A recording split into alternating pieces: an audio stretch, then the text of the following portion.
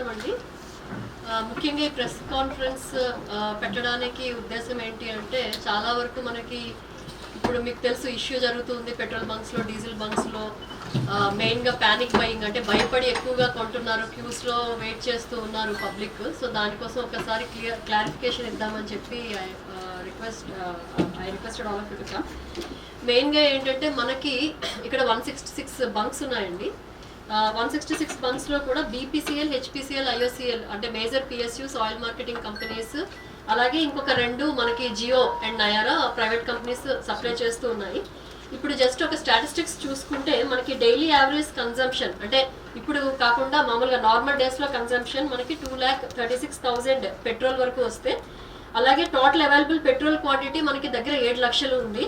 And ట్రాన్సిట్లోని 6,39,000 లీటర్లు petrol ఉంది ట్రాన్సిట్లో. So total stock 13 లక్షలు, మనకి 13,19,433 లీటర్స్ ఇంక్లూడింగ్ దిస్ ట్రాన్సిట్ కలిపి ఉంది. సో మనకి ఈజీగా 6 days 7 days వరకు ఈ పెట్రోల్ వచ్చే అవకాశం ఉంది. డీజిల్కి సంబంధించి మనకి డైలీ యావరేజ్ కన్జంప్షన్ ఇదే 5 కంపెనీస్ డీజిల్ కూడా సో సప్లై చేస్తూ ఉన్నాయి.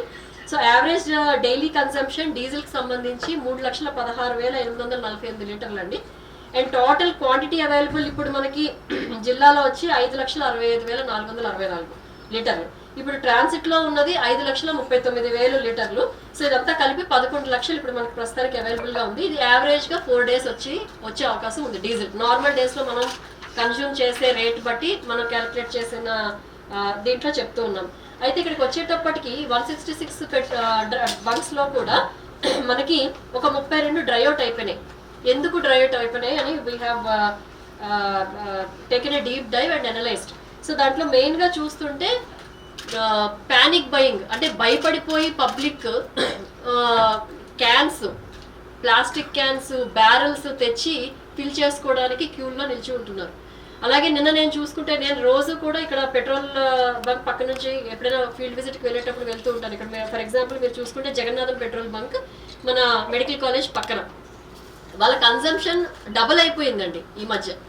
ఎందుకు డబుల్ అయింది అంటే ఈ ప్యానిక్ బయింగ్లో చాలా మంది మీరు కూడా చూస్తే క్యూ కట్టేస్తూ ఉన్నారు. మనకి క్యూ అంతగా ఎప్పుడు కనబడదు ఇక్కడ. సో ఈ ఆల్ పెట్రోల్ బంక్స్లో ఏం జరుగుతుంది, ఎక్కడో రూమర్ వచ్చింది పెట్రోల్ డీజిల్ సప్లై చెయ్యరు లేదా రేట్ పెరిగిపోతుంది అని చెప్పి. సో ఇదేమీ లేదండి, అదే ప్రైసెస్కి పెట్రోల్ సప్లై చేస్తాము, డీజిల్ సప్లై చేస్తాము, ఎవ్వరు వర్రీ అవ్వాల్సిన అవసరం లేదు. ఈ ప్యానిక్ బయింగ్ దయచేసి ఆపాలి. ఈ డబల్ చేయడం వల్ల ఏమవుతుంది, ట్రాన్సిట్లో వచ్చే పెట్రోల్ కానీ డీజిల్ కానీ ఇంకా రీచ్ అవ్వకపోవడము.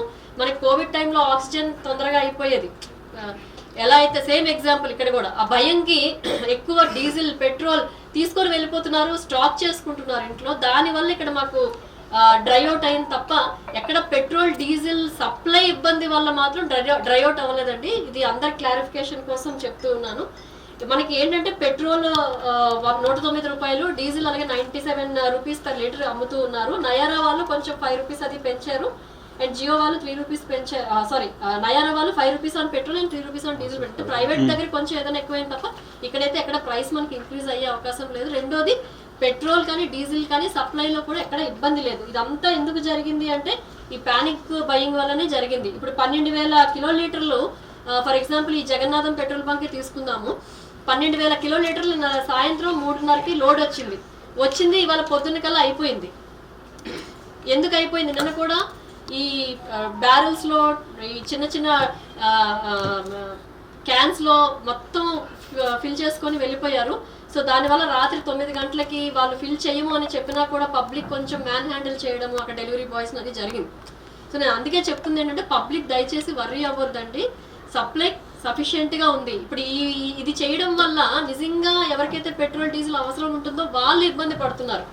సో ఎక్కడ సప్లై ఇబ్బంది లేదు, వీళ్ళు ఆర్టిఫిషియల్గా మొత్తం షార్టేజ్ క్రియేట్ చేయడం వల్ల ఇక్కడ ఎవరికైతే పెట్రోల్ కానీ డీజిల్ కానీ అవసరం ఉందో, అర్జెన్సీ ఉందో, కంపల్సరీగా ఇమీడియట్గా కావాలి అని ఉందో వాళ్ళకి ఇబ్బంది అవుతుంది. కాబట్టి మీ ద్వారా దయచేసి పబ్లిక్ అందరికీ నేను రిక్వెస్ట్ చేస్తుంది ఏంటంటే అసలు భయపడాల్సిన అవసరం లేదు, వర్రీ అవ్వాల్సిన అవసరం లేదు. మనకి ఇనఫ్ స్టాక్స్ ఉన్నాయండి పెట్రోల్ కానీ డీజిల్ కానీ జిల్లాలో, ట్రాన్సిట్లో కూడా వస్తూ ఉన్నాయి.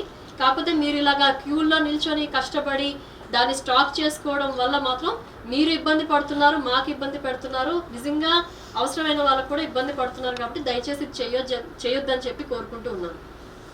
ఓకే.